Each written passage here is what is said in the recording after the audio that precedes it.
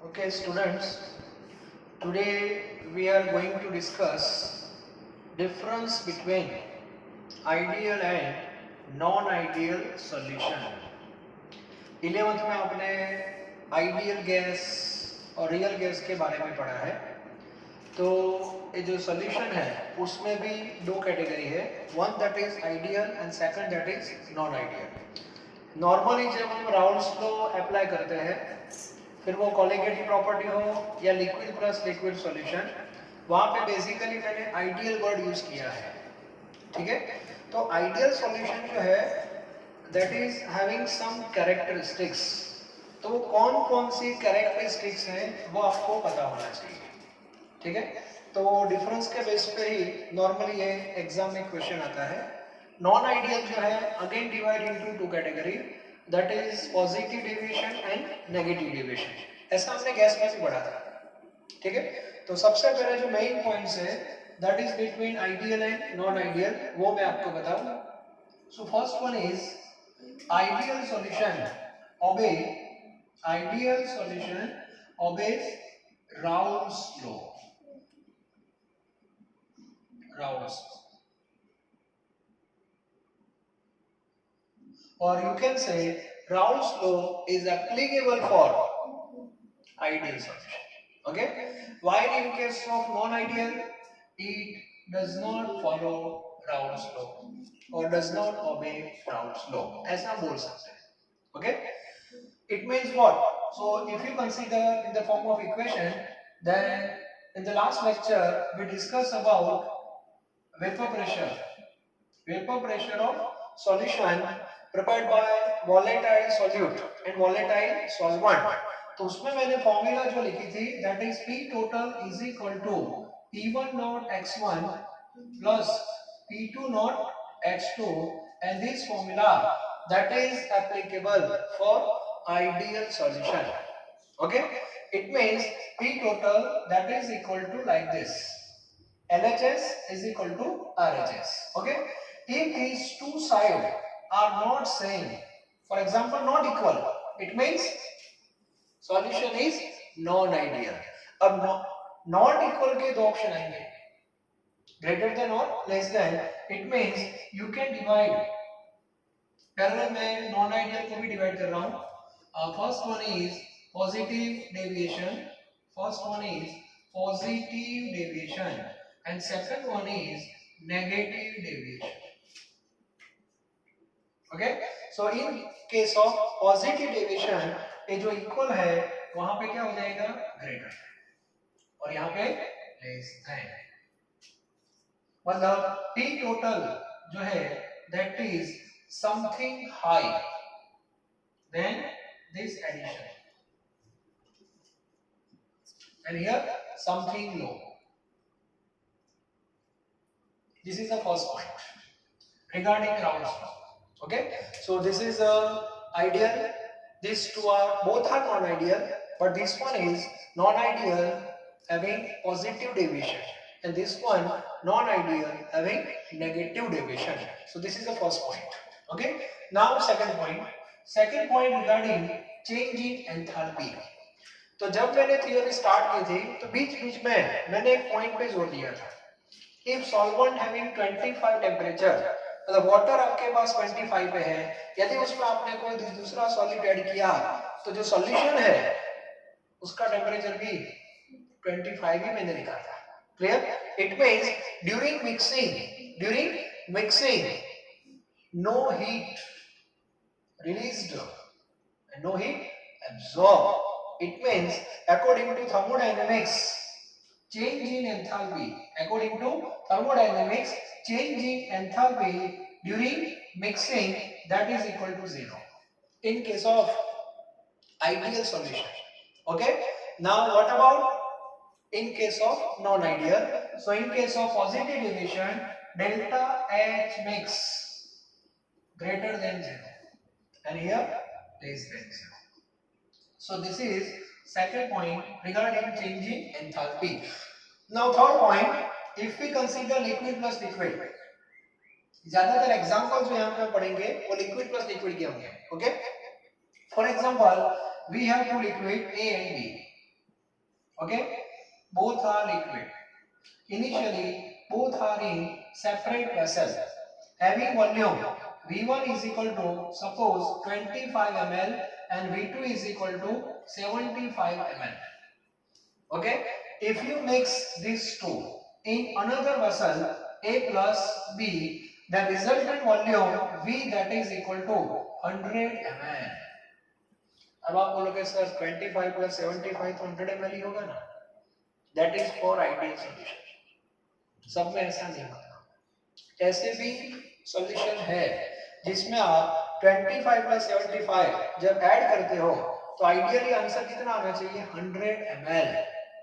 लेकिन ऐसे भी सॉल्यूशन है जहां पे आंसर 100 से थोड़ा ज्यादा भी आता है. थोड़ा मतलब ऐसा नहीं कि 200, हाँ 100.2 100.3 लाइक दिस, और 100 से कम भी आता है, and that is not ideal. Okay, ऐसा क्यों हो रहा है उसका रीजन बाद में बताता हूं.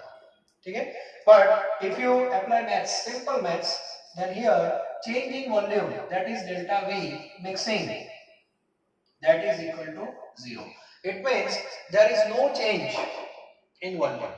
यदि आपने 25 ml plus 75 ml ही ऐड किया है तो रिजल्टेंट सॉल्यूशन जो है इसका total volume that becomes 100 ml. और ऐसा हुआ it means that is ideal solution.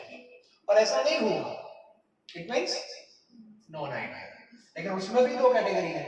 Greater than हुआ delta V mix greater than 0, that is positive deviation, and delta V mix less than 0, and that is negative deviation. Now reason behind this. Okay, so next topic regarding intermolecular attraction. अब मुझे बताओ ये जो bottle है pure ए की bottle है तो सारे मोलेक्यूल किसके होंगे? ए के ही होंगे. 11th का क्लास है तो सारे स्टूडेंट 11 के ही होंगे. क्लियर? तो यहाँ पे प्योर ए में कौन सा इंटरेक्शन आएगा? A to A. A molecule है उसका इंटरेक्शन ए के साथ ही होगा, वंडरवाल्स. ओके, प्योर बी है तो बी का इंटरेक्शन बी के साथ ही होगा. ये 12th का क्लास है और 11th का क्लास है. सारे स्टूडेंट 11 के होंगे तो 11 के बाजू में कौन होगा? 11 का स्टूडेंट होगा. 12th का क्लास है, सारे स्टूडेंट 12 के ही है तो 12 के जो स्टूडेंट्स के साथ कौन होगा? 12 के होगा ना. ओके, अब हम क्या कर रहे हैं? ये दोनों क्लास दोनों ही लिक्विड को मिक्स कर रहे हैं. ओके, जैसे मैंने मिक्स कर दिया. अब मुझे बताओ 11th और 12th का क्लास जब मिक्स होगा तो कितनी पॉसिबिलिटी आएगी? मुझे बताओ. 3 पॉसिबिलिटी. 11 का जो स्टूडेंट है उसके साथ 11 का भी आ सकता है, नंबर 1. 12 के स्टूडेंट के साथ 12 भी आ सकता है, एंड थर्ड 11 के साथ 12 भी आ सकता है. क्लियर? तो यहाँ पे जब मैं दोनों को मिक्स कर रहा हूं तो ये जो सिस्टम है कौन सी? A plus B. So how many interaction are possible? There are 3 interaction possible. One A to A, second B to B, and third A to B. Okay? अब ये जो इंटरेक्शन होता है उसकी एक स्ट्रेंथ होती है, because this is one type of van der Waals physical bond. Okay? If these two equivalent to this one, okay?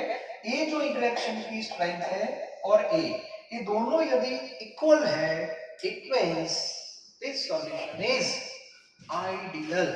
ये सॉल्यूशन आइडियल होगा. ओके, तो ए क्लियर होना चाहिए और ये सिचुएशन में ही आपका answer 25 plus 75 that is equal to 100 इसीलिए आ रहा है, because of this reason. Okay, अब इसमें क्या होगा मुझे बताओ. इसमें क्या होगा? A to A, B to B, और यहाँ पे एक पॉइंट इंपॉर्टेंट है. नॉर्मली यहाँ पे आप देखो ग्रेटर देन आ रहा है कि नहीं, तो यहाँ पे क्या आएगा? ग्रेटर देन है. इसका मीनिंग क्या हुआ? इसकी जो स्ट्रेंथ है वो इसकी कंपेयर में थोड़ी हाई होगी, और यहाँ पे A to A, B to B that is less than A to B. अब यहाँ से एक दूसरी प्रॉपर्टी अपने आप सेट होगी रिगार्डिंग वेपर प्रेशर. ओके, तो इससे क्या होगा देखो, बहुत इंटरेस्टिंग है। अब मुझे बताओ इसका मीनिंग क्या हुआ जब आप दो लिक्विड को मिक्स करते हो, जैसे यहां मैंने ए और बी को मिक्स किया है, ओके, तो सॉल्यूशन फॉर्म हुआ, इसका मीनिंग हुआ ए और बी के साथ क्या हो रहा है, स्ट्रॉन्ग इंटरेक्शन हो रहा है। लेकिन ये जो पॉजिटिव डेविएशन का हमारा जो केस है उसमें आप देखो ए टू बी का जो इंटरेक्शन है उसकी जो स्ट्रेंथ है वो इन दोनों से थोड़ी कम है। मतलब ए के ऊपर जो बी का कंट्रोल होना चाहिए वो कम है और बी के ऊपर ए का कंट्रोल कम है।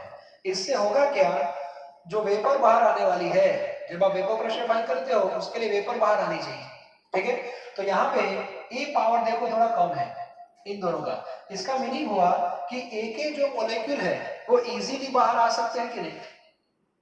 नॉर्मली आगे हमने क्या पढ़ा था, जब ए की वेपर बाहर आती है तो बी वाले उसको पकड़ के रखते हैं तो ए की वेपर कम हो जाएगी, ओके, लेकिन यहाँ पे ऐसा नहीं होगा। यहाँ पे ए की वेपर कंपेयर में ज्यादा बाहर आएंगे क्योंकि बी का जो कंट्रोल है वो ए के ऊपर नहीं है। सिमिलरली बी की वेपर भी बाहर आएगी क्योंकि उसके ऊपर ए का कंट्रोल नहीं है।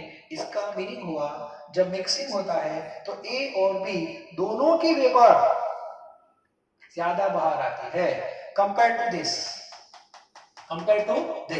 तो यहां पे आपको जो वीपी मिलेगा पी टोटल, यहां जो मिलता था वो पी टोटल ही था लेकिन वो आइडियल, ये आइडियल है। अब मुझे बताओ यहां जो वीपी आने वाला है वीपी वो इसके कंपेयर में क्या आएगा, ज्यादा ही आएगा पी टोटल। तो यहाँ पे वीपी आपको क्या मिलेगा, ज्यादा मिलेगा। मुझे बताओ यहाँ पे क्या होगा, यहाँ पे ए टू बी का इंटरेक्शन स्ट्रॉन्ग है, मतलब बी के कंट्रोल में ए है, ए के कंट्रोल में बी है, फाइनली दोनों एक दूसरे के कंट्रोल में है तो दोनों की वेपर बाहर कम आएगी। तो उसकी इफेक्ट कहां पे होगी, वेपर प्रेशर पे होगी। तो यहाँ पे जो वेपर प्रेशर आपको मिलेगा पी टोटल का जो आंसर आपको मिलेगा that is less than P ideal. Ideal यहाँ सेंटर में है, ओके, मान लो कि ये दोनों इक्वल है तो एक हम बेस बनाते हैं। आइडियल का जो वेपर प्रेशर है वो सपोज कितना हुआ, 100 हुआ, आइडियल है, ठीक है। अब मान लो कि ये कंडीशन आ गई, ये कंडीशन आ गई तो इसकी कंपेयर में थोड़ा वीपी क्या होगा, ज्यादा होगा, 100.2, यहाँ पे लेस देन क्या हो जाएगा, 100 हो जाएगा। तो ए पॉइंट जो है बहुत इंपॉर्टेंट है, ठीक है। ए टू बी का इंटरेक्शन लो है, इसका मीनिंग हुआ ये दोनों के वेपर ज्यादा बाहर आएंगे, इंटरेक्शन कम है, बॉन्ड वीक है, बॉन्ड वीक है तो दोनों के मॉलिक्यूल इजीली फ्री हो जाएंगे तो बाहर आएंगे, बाहर आएंगे तो वीपी हाई हो जाएगा उनका। और यहाँ पे ए टू बी का इंटरेक्शन स्ट्रॉन्ग है, बॉन्ड स्ट्रॉन्ग है तो ए और बी की वेपर बाहर आने में टाइम मतलब क्वांटिटी कम हो जाएगी तो उसका वीपी कम हो जाएगा, ठीक है। तो ये जो कंपैरिजन है बहुत इंपॉर्टेंट है। नॉर्मली ये सारी डिस्कशन जो थी वो ज्यादातर लिक्विड प्लस लिक्विड के लिए है, all discussion related with liquid plus liquid, क्योंकि आप ये टॉपिक का पढ़ रहे हैं राउल्ट्स लॉ के बाद। कल जो हमने थियरी पढ़ी थी Raoult's law, that is for volatile solute and volatile solvent, liquid plus liquid. तो यहाँ पे जो एग्जाम्पल होंगे वो भी लिक्विड प्लस लिक्विड के ही है, तो ये क्लियर होना चाहिए, ठीक है। तो फर्स्ट पॉइंट से Raoult's law, equal not equal के दो option, greater than less than, mixing is equal to 0 greater than less than, ये सब इजी है, टेक्स्ट बुक में सबके एग्जांपल दिए हैं, ओके। एग्जांपल यहाँ पे मैं डिस्कशन करूँ तो एक एग्जांपल अभी बता रहा हूँ, benzene plus toluene, that is example of ideal solution. मतलब ये जो मिक्सचर है that follow all the points, okay. यहाँ पे नॉन आइडियल है, उसमें भी दो पार्ट है, पॉजिटिव और नेगेटिव। तो पॉजिटिव में सपोज यहाँ पे इथेनॉल प्लस वाटर है, so ethanol plus water that is non ideal solution having positive deviation। इसका मीनिंग क्या होगा, इथेनॉल वाटर आपने 25 और 75 मिक्स किया तो आपका आंसर 100 से थोड़ा ज्यादा आएगा यहाँ पे, ओके। यहाँ पे आप दूसरा एग्जांपल ले सकते हो, CH3 that is chloroform plus CH3 that is acetone। ये जो मिक्सचर है वो नेगेटिव का है, ठीक है। तो बहुत सारे एग्जांपल टेक्स्ट बुक में दिए हैं, और जो टेक्स्ट बुक में दी है उतने तो आपको लर्न बाय हार्ट प्रिपेयर करने ही without fail. Okay, so this is the characteristics of ideal and non ideal solution. You can represent this information based on graph also. कल हमने ग्राफ बनाया था, वो किसके लिए था? That is for ideal solution. अब देखो, वो जो ग्राफ था वो आइडियल का था, और वो जो ग्राफ है उसमें 3 लाइन थी. ऐसा एक ग्राफ था, सिंपल ग्राफ था, vapour pressure versus mole fraction. यहाँ पे मैंने मोल फ्रैक्शन लिया था, यहाँ पे मैंने वीपी लिया था, वीपी ऑफ फर्स्ट कंपोनेंट, यहाँ पे मैंने लिया था वीपी ऑफ सेकंड कंपोनेंट, बाद में यहाँ पे P1 नॉट था. P1 not means VP of pure 1. if you add second component then gradually its VP decreases. तो ये लाइन थी, and this line follow which equation? P1 is equal to P1 not x1. Again here P2 not means VP of pure second component. तो यहाँ पे उसका VP क्या हो गया था? Decrease. if you add first component तो यहाँ पे P2 is equal to क्या था? P2 not x2. and third line that is P total. तो कल हमने ऐसा एक ग्राफ बनाया था कि नहीं? ओके, सो कल जो हमारी थ्योरी थी Raoult's law, that is applicable for ideal solution. तो ये जो ग्राफ था वो आइडियल था. ओके, अब मुझे बताओ नॉन आइडियल में ये जो ग्राफ है उसमें क्या आएगा? वेरिएशन आएगा. तो अभी मुझे बताओ, ये लिखा मैंने यहाँ देखो, नॉन आइडियल में दो पार्ट है, पॉजिटिव एंड नेगेटिव. पॉजिटिव में देखो P total that is greater than P total means P ideal. तो ये ग्राफ है वो P टोटल का है and that is ideal. Okay, तो अब मुझे बताओ ये ग्राफ है वो तो आइडियल का है. All are related with ideal. तो नॉन आइडियल पॉजिटिव में क्या होगा? Something high. तो यहाँ पे वीपी क्या मिलेगा आपको? हाई मिलेगा ऐसे. तो इतना डेविएशन है देखो, ठीक है. तो जो आइडियल का जो रेफरेंस है हमारा उससे वैल्यू थोड़ी ज्यादा है. एक ग्राफ भी ऐसा रहेगा, थोड़ा एक ग्राफ भी ऐसा रहेगा. तो ऐसा आपने कर्व बना दिया तो वो पॉजिटिव डेविएशन है. क्लियर? और यदि आपने P टोटल की वैल्यू क्या हो गई? लेस देन, ऐसा बना दिया जैसे, ये किसका ग्राफ हो गया? नेगेटिव डेविएशन का हो गया. ठीक है, तो ऐसे हम 3 ग्राफ बना सकते हैं, 1 for ideal and 2 for non ideal. Why 2 for non-ideal? One based on positive deviation, second based on negative deviation. तो 3 ग्राफ भी आपके क्लियर होने चाहिए. Okay? So this is a difference between ideal and non-ideal solution. Now, second point, we are going to discuss special category of non-ideal solution in terms of azeotropic mixture. तो एक नया word है azeotropic mixture, that is also example of non-ideal solution. Okay, non-ideal solution. याद रखना, positive deviation में diagram याद रखो, positive deviation में कर्व जो था वो P टोटल से ऊपर आ रहा है. इसका मीनिंग हुआ VP मैक्सिमम है. हाँ, कंपेयर टू आइडियल. तो सेकंड पॉइंट याद रखना, जिसका VP हाई होता है उसका बॉइलिंग पॉइंट लो होता है. वो रिलेशन भी आपको पता होना चाहिए. ठीक है, अब उसके बेस पे हमें एक इंपॉर्टेंट टॉपिक जो है उसके बारे में पढ़ने जा रहे हैं, and that is azeotropic mixture. Azeotropic mixture. Azeotropic जो वर्ड है that is applicable for mixture. मतलब ये कोई सिंगल सिस्टम नहीं है. ओके, ये बाइनरी सिस्टम है पर्टिकुलर. तो azeotropic मिक्सचर है that is special category of non ideal. मतलब ये नॉन आइडियल है. अब थोड़ा हम डिस्टिलेशन के बारे में पढ़ते हैं. डिस्टिलेशन वर्ड आपने सुना है. Distillation is a physical process, not chemical. Distillation is a physical process to separate two liquid on the basis of their boiling point. For example, आपके पास दो लिक्विड है A एंड B. ये दोनों liquid है और बाय मिस्टेक ये दोनों मिक्स हो गए. बाय मिस्टेक ये दोनों लिक्विड मिक्स हो गए and form homogeneous mixture. Okay, now we are interested in pure A and pure B. So what is our task? How to separate these two?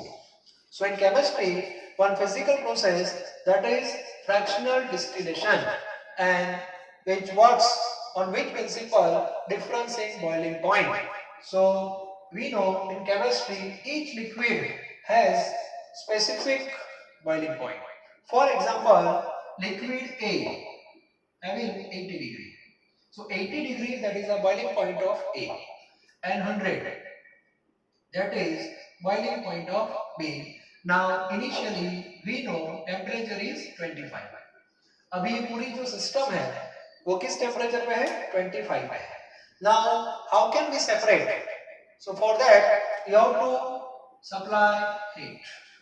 Okay, so you have to supply heat, then gradually temperature will increase from 25 to 26, 27, 28, 29, 30. Once temperature reaches up to 80 degree, then what happens? Vapors of only A come out from the mixture. Okay, और तब B की vapour बाहर नहीं आएगी. It means ये दोनों क्या हो गए? सेपरेट हो गए. This process is known as fractional distillation. ये सबको पता होना चाहिए. ठीक है? ओके. अब यहाँ पे आ गए. अब देखो मैं एक एग्जांपल ले रहा हूँ नॉन आइडियल का. फॉर एग्जांपल हमारे पास कोई पर्टिकुलर मिक्सचर है. Mixture at specific composition. कभी कभी क्या हो जाता है, जो मिक्सचर बनता है उसमें पर्टिकुलर परसेंटेज फिक्स हो जाता है, जैसे 85 15 25 सेंटर ऐसे कुछ मिक्सअप हो जाता है. और स्पेसिफिक कंपोजिशन पे क्या हो जाता है, both liquid boil at same temperature. इसका मीनिंग क्या हुआ? आपके पास मिक्सचर है विथ स्पेसिफिक कंपोजिशन, और वो कंपोजिशन पे दोनों का बॉइलिंग पॉइंट सेम हो जाता है. इसका मीनिंग क्या हुआ? दोनों लिक्विड जो है वो सेम टेम्परेचर पे बाहर आ रहा है, और सेम टेम्परेचर पे बाहर आएंगे. इसका मीनिंग हुआ कि you can not separate by fractional distillation, and such a mixture is known as azeotropic mixture. Azeotropic mixture का सिंपल मीनिंग ऐसा है, दोनों लिक्विड सेम टेम्परेचर पे बाहर आते हैं. आइडियली दोनों डिफरेंट टेम्परेचर पे बाहर आने चाहिए आइडियली, लेकिन पर्टिकुलर कंपोजिशन जब सेट होता है तब दोनों सेम टेम्परेचर पे बाहर आ रहे हैं, and that is azeotropic mixture. So most important point, keep it in mind, azeotropic mixture cannot be separated by fractional distillation, कि दोनों का बॉइलिंग पॉइंट सेम हो जाता है इसलिए. क्लियर? ओके. अब क्वेश्चन आता है, यहां से दो पार्ट आते हैं. First one is maximum boiling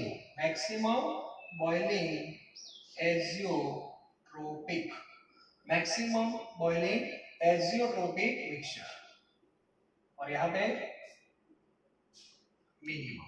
काम करते हैं according to our text book, सबसे पहले यहाँ पे मिनिमम लिखते हैं और यहाँ पे लिखते हैं मैक्सिमम बॉइलिंग एजियोट्रोपिक मिक्सचर. अब एजियोट्रोपिक के आगे बॉइलिंग बढ़ा गया, यहाँ पे मिनिमम बॉइलिंग है और यहाँ पे मैक्सिमम बॉइलिंग है. ठीक है. अब मैं एग्जांपल ले रहा हूँ. हमारे पास इथेनॉल है और दूसरा लिक्विड है water. Ethanol plus water having composition like this, 95% ethanol and 5% water, ये दोनों मिक्स हो गए. मतलब इन फ्यूचर आप इथेनॉल की प्रिपरेशन करने वाले हो बाय फर्मेंटेशन इन फ्यूचर, तो वहां जो इथेनॉल आपको मिल रहा है दैट इज नॉट प्योर, और वो इथेनॉल 95% ही प्योर होता है, मतलब 5% उसमें वाटर होता है. Now how can you separate? तो पहले तो आपके दिमाग में कौन सी प्रोसेस आएगी? This one, fractional distillation. पहले हम चेक करेंगे कि हाँ इथेनॉल का बॉइलिंग पॉइंट कितना है, तो इथेनॉल का बॉइलिंग पॉइंट है 80.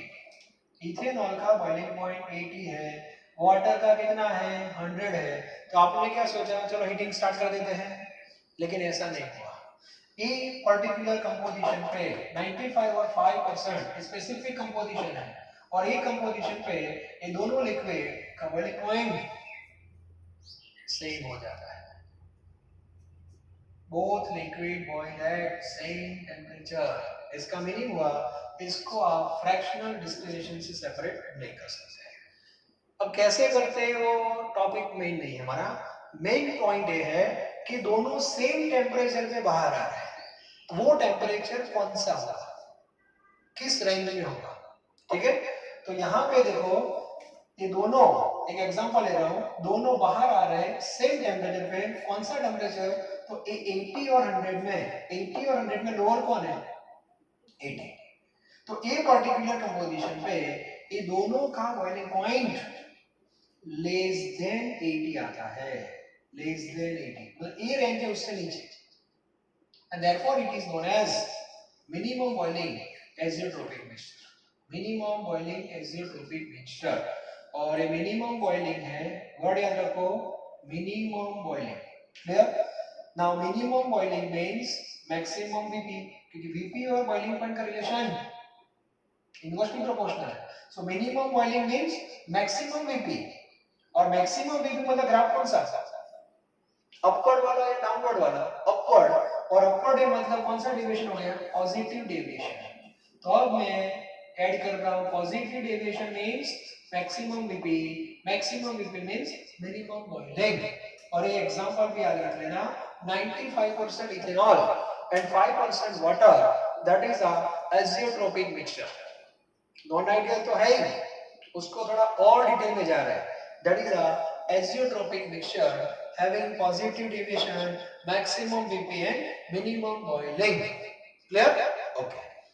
यहाँ पे क्या होगा, फॉर एग्जांपल आपके पास मिक्सचर है HNO3, that is nitric acid plus water, okay, 68% HNO3 and 32% water, this mixture also known as azeotropic mixture, okay, but maximum or minimum, so this is maximum। for example water का boiling point सबको पता है कितना 100, इसका suppose 70 degree है, एक example है, मुझे अभी पता नहीं एग्जैक्टली, हाँ तो 70 है और 100 है।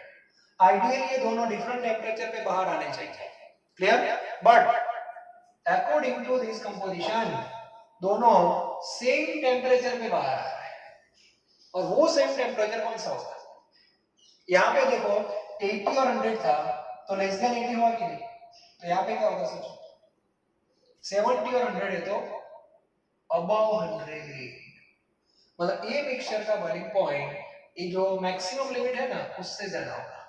यहाँ पे क्या था, जो मिनिमम की लिमिट थी उससे भी कम था, ऐसे याद रखना है, मतलब बीच में नहीं आएगा, क्लियर।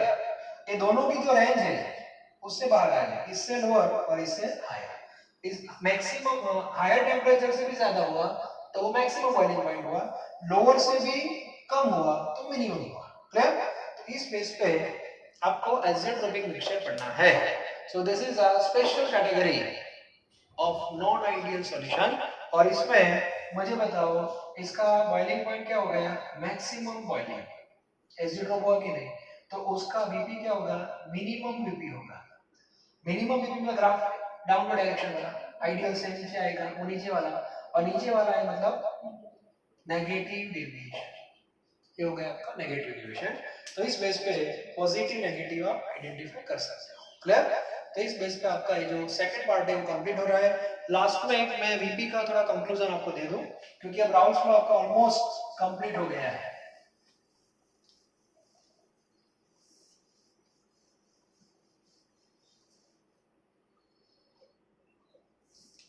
नाउ कंक्लूजन, एक्चुअली आपने राउंड फ्लो में हम तीन कैटेगरी के सॉल्यूशन पढ़ते हैं। First one is solid plus liquid, that is liquid solution, clear, okay. Second liquid plus liquid, that is also liquid solution. And third gas plus liquid, that is also liquid solution.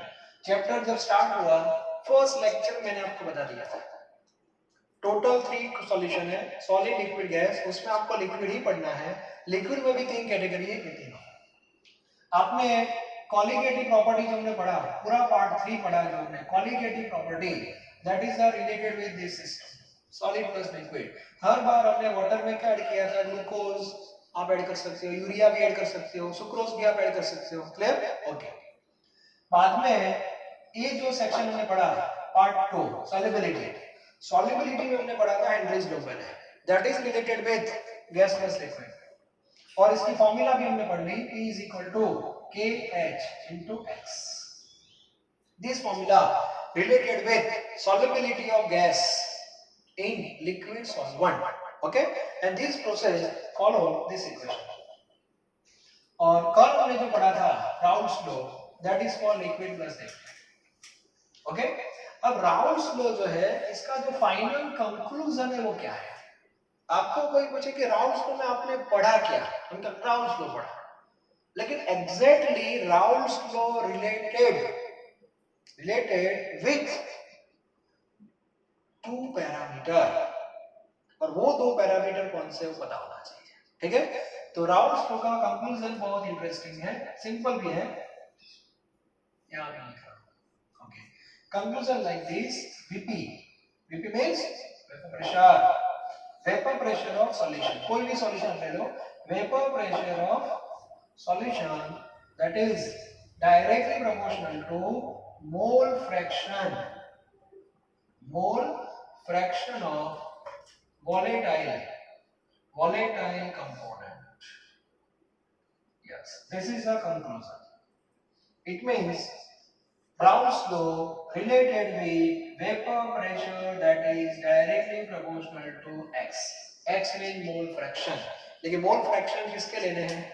आपने जो mixture लिया उसमें कौन सा component volatile है, उसके mole fraction पे depend होगा। क्लियर? अब वन बाय वन मैं चेक करता हूं। सबसे पहले मुझे बताओ, आपने जब कॉलिगेटिव प्रॉपर्टी पढ़ा था, कॉलिगेटिव प्रॉपर्टी उसमें सॉलिड और लिक्विड है कि नहीं? तो ये जो लिक्विड सॉल्यूशन है, इसका जो Vp होगा, Vp ऑफ सॉल्यूशन, उसका सिंबल मैंने P1 यूज किया था, और वहां पे जो P1 था that is the vapour pressure of solution था। कीप इट इन माइंड कि वहां पे कंपैरिजन थी P1 नॉट और P1 की थी। P1 नॉट क्या था? Vp ऑफ प्योर सॉल्वेंट, और P1 क्या था? Vp of solution. तो वहां पे आपने लिखा था that is directly proportional to mole fraction of volatile component. तो मुझे बताओ, फर्स्ट जो हमने पढ़ा कॉलिगेटिव, उसमें वॉलेटाइल कौन? सॉलिड या liquid? Liquid is volatile, and liquid क्या था? सॉल्वेंट, और सॉल्वेंट का सिंबल क्या था? सॉल्वेंट का सिंबल था इथेन 1 और सॉलिड का 2। तो यहां पे हमने लिखा था P1 directly proportional to x1, और फिर हमने उसको सिंपलीफाई किया था, P1 is equal to P1 not x1। Clear? इसको फॉलो करना है बस। नाउ सी सेकंड मतलब कल जो हमने थियरी पढ़ी हो, कल आपने जो मिक्सचर बनाया लिक्विड, उसमें दोनों लिक्विड थे, इसका मीनिंग क्या हुआ? Both are volatile. तो Vp किस पे डिपेंड होगा? दोनों पे डिपेंड होगा, solute as well as solvent. और इसीलिए कल जो हमने थियरी पढ़ी थी उसमें मैंने P टोटल लिखा था। P टोटल वर्ड यूज क्यों किया? क्योंकि वहां जो Vp यूज हो रहा है वो सॉल्यूट और सॉल्वेंट दोनों पे डिपेंड है, और इसीलिए आपने फॉर्मूला देखी होगी, उसमें दोनों का एडिशन था, P1 नॉट x1 और यहाँ पे P2 नॉट x2 बीच में प्लस था। तो ये आपका वॉलेटाइल वाला लॉ है। ठीक है? थर्ड जो है वो आपने हेनरीज लॉ में पढ़ा है, but in terms of solubility. Henry ने गैस को पानी में डिसॉल्व कर दिया, फिनिश, और इसको फॉलो करता है। अब डिसॉल्व करने के बाद क्या आएगा? Vp आएगा। ओके, तो वेपर प्रेशर यहाँ पे ऐसे आएगा, P1 मतलब सॉल्यूशन डायरेक्टली प्रोपोर्शनल। क्या आएगा ये बताओ? इन दोनों में ज्यादा वॉलेटाइल कौन होगा? इन दोनों में ज्यादा वॉलेटाइल कौन? गैस और liquid? Which one is more volatile? That is gas. तो थर्ड जो केस है उसका जो वीपी होगा वो किस पे डिपेंड होगा? मोल फ्रैक्शन ऑफ वॉलेटाइल कंपोनेंट। तो वॉलेटाइल इसमें गैस है, गैस मतलब सॉल्यूट, सॉलिड मतलब 2, तो यहाँ पे आएगा x2। ओके, तो यहाँ पे हम P1 लिखोगे no problem. So P1 is equal to P1 not that is x2, ऐसा है। ठीक है, ये प्योर का है। इतना याद रखो, सॉलिड प्लस लिक्विड में वीपी कौन देता है? लिक्विड। लिक्विड मतलब सॉल्वेंट। थर्ड याद रखो, थर्ड। गैस प्लस लिक्विड में वीपी कौन देता है? गैस। गैस मतलब सॉल्यूट। इसमें सॉल्वेंट, इसमें सॉल्यूट और इसमें बोथ। ठीक है, इसीलिए फॉर्मूला इस फॉर्म में आ गया। अब ये गैस प्लस लिक्विड में ए फॉर्मूला किसने दी? राउल्ट्स ने दी। और गैस प्लस लिक्विड में ए फॉर्मूला किसने दी? Henry's. Now see the comparison between this two. P, P, mole fraction, only constant are different. In case of Henry, constant is Kh.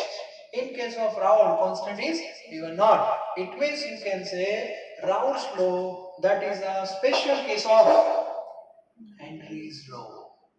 एक पॉइंट याद रखना, solubility related with solubility किसको follow करती है? हेनरीज लॉ को। मतलब कितना gas dissolve होगा that decide by Henry. Number 1, dissolve होने के बाद वो सिस्टम कितना वीपी देगा? VP vapour pressure word picture में कब आता है? After formation of solution. Henry solution बनाता है, क्लियर? और राउल्ट पिक्चर में कब आता है? सॉल्यूशन बनने के बाद। और सॉल्यूशन बनने के बाद वीपी आता है। तो वीपी किसको फॉलो करता है? Raoult's law. और सॉल्युबिलिटी हेनरी को। तो ये थोड़ा क्लियर होना चाहिए। ठीक है, थर्ड का इसका ज्यादा कोई इंपॉर्टेंट नहीं है, फिर भी कॉन्सेप्ट आपका क्लियर होना चाहिए। इन शॉर्ट कंक्लूजन क्या निकलता है? VP of solution directly proportional to mole fraction of volatile component. किसी भी सॉल्यूशन का वीपी किस पे डिपेंड होगा? तो वो सॉल्यूशन में ज्यादा वॉलेटाइल कौन है, बस वो चेक करना। और उसके मोल फ्रैक्शन। सॉल्वेंट वो वॉलेटाइल है तो उसके मोल फ्रैक्शन ले लो, सॉल्यूट है तो उसके ले लो, दोनों वॉलेटाइल है तो दोनों के ले लो, finish. Okay, so second part is over and in next lecture we will discuss about numerical related with Henry's law and Raoult's law. Okay, thank you very much.